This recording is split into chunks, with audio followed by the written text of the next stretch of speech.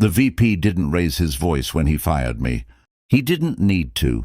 He sat across the table, glanced at a printed report he clearly hadn't read, and said my work wasn't aligning with strategic priorities. That was it. No discussion. No acknowledgement that the code I'd written powered half their back-end systems. No curiosity about consequences. Just a clean dismissal delivered with the confidence of someone who assumed ownership without question. I remember nodding, not because I agreed, but because I was stunned by how small the moment felt compared to what it erased.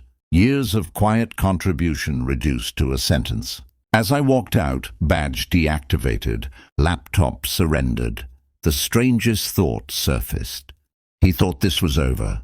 He thought my value ended at the door. And in that moment, I realized how often authority mistakes access for ownership and how dangerous that assumption can be. I wasn't a reckless contractor or a junior engineer improvising on company time.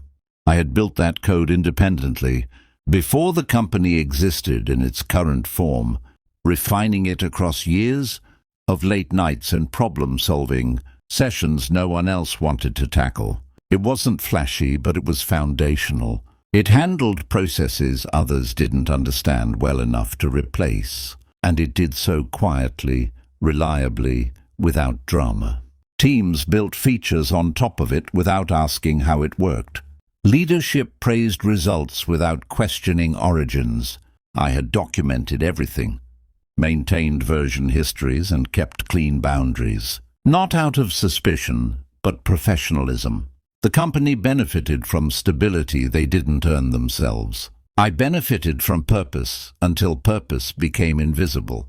When the VP dismissed me, he assumed the work belonged to the organization by default. He never asked. He never checked. And I didn't correct him, because sometimes clarity is more powerful when it arrives unannounced. After the shock faded, instinct gave way to analysis. I didn't feel angry so much as curious. I pulled up contracts, revisited emails, and traced timelines with the same precision I once applied to debugging. What I found wasn't surprising, but it was illuminating. The code predated my formal role. It wasn't commissioned. It wasn't assigned. It had been licensed casually, assumed permanently, and never formally transferred. The language was vague because no one expected friction. Authority tends to breed complacency. As I read, the narrative shifted. I hadn't been dismissed from something I owed them. I had been removed from something they depended on. That difference matters. Not emotionally, but legally, strategically, quiet. Realizations like that don't come with triumph. They come with calm. And in that calm, leverage takes shape without noise. I didn't announce anything. I didn't send warnings or corrections. I watched. Within weeks, issues surfaced. Systems slowed. Updates failed silently. Support tickets multiplied without obvious cause. Engineers tried patching around the problem, not realizing they were circling the absence of a foundation. Meetings stretched longer. Confidence eroded. The VP's certainty, once so effortless, began to crack in subtle ways. I heard about it secondhand, not with satisfaction, but confirmation. This wasn't revenge unfolding. It was inevitability revealing itself. When organizations treat contributors as interchangeable, they forget how much institutional knowledge lives quietly inside individuals. They don't feel the loss immediately.